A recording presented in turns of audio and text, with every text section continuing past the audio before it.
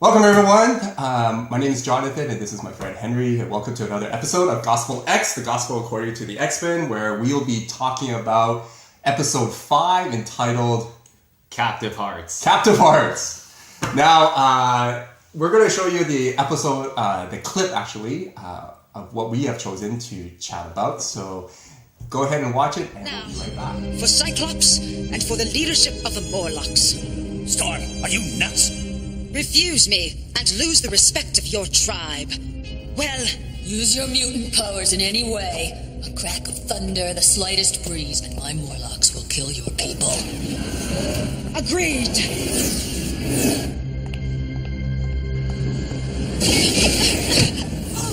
You're slow, Storm. Surface life make you soft. Keep your head, lady.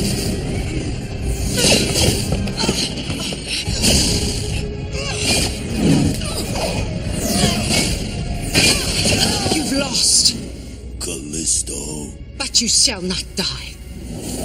Killing is not the X-Men's way. Morlocks, you no longer need to live in darkness.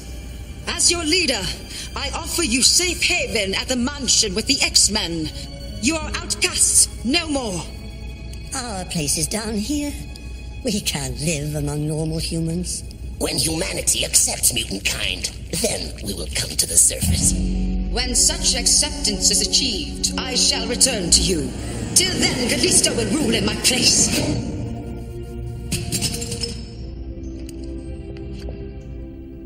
A few minutes. Well, welcome back. Henry, what are some of the highlights in this episode that you found? Well, first off, it's not as action-oriented as like the first 4 episodes. They're not No. fighting like Magneto or something, or against like giant sentinels. But And in fact, it's not a topic that we're really that interested in talking about, especially when it starts off with a love triangle. yeah, it's kind of weirder. It But got weirder.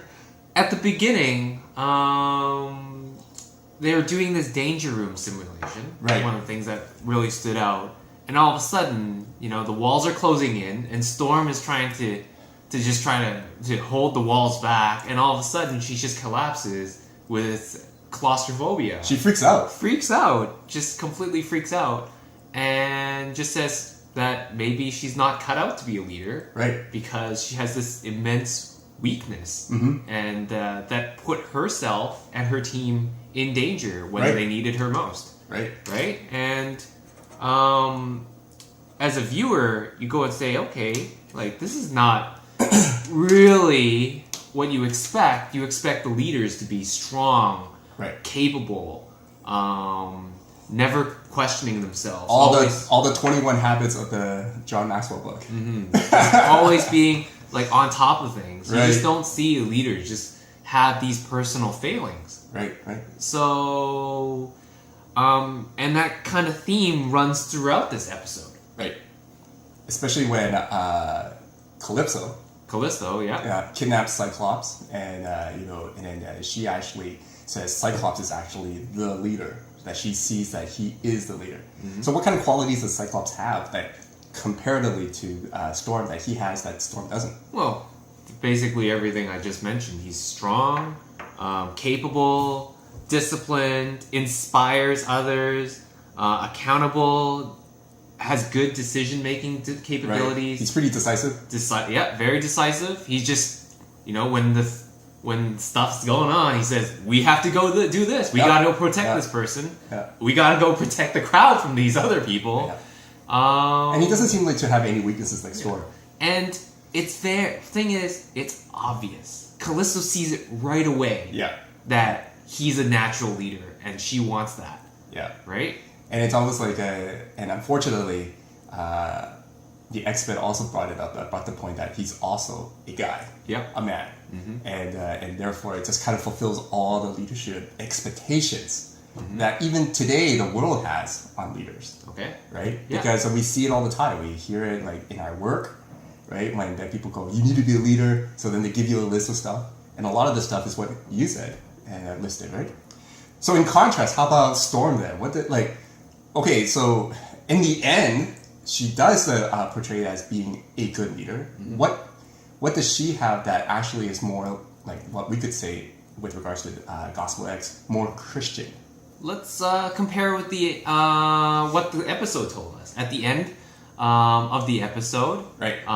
Callisto and Storm face off in a duel, like a challenge, for leadership Right. of the Warlocks.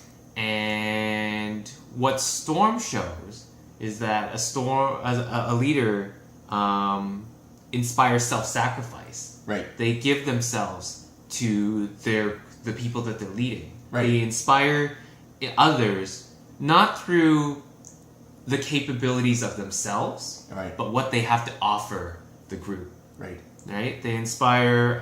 So basically, she offered herself. Offered herself, yeah. Instead of saying, these are the qualities that I have, follow me because of them, she's saying, follow me because I'm going to take care of you. I'm going to put you guys first, and when danger comes, I'm going to be the person who's going to rush forward. And sacrifice myself myself first. Right, right. And then, which in return, she garners respect from the team. What else? Well, in the end of the episode, she does win. She does win. She does win. And normally, a real leader would actually just take up that mantle, right? But what does she do? In the end, she wins, and then she says, you know what? I'm going to reach out. I'm going to reach out and give the leadership back to Callisto and say that she's going to rule in my stead. Right. Until I come back and we change the world, and then you guys are welcomed into the world where mutants are welcomed.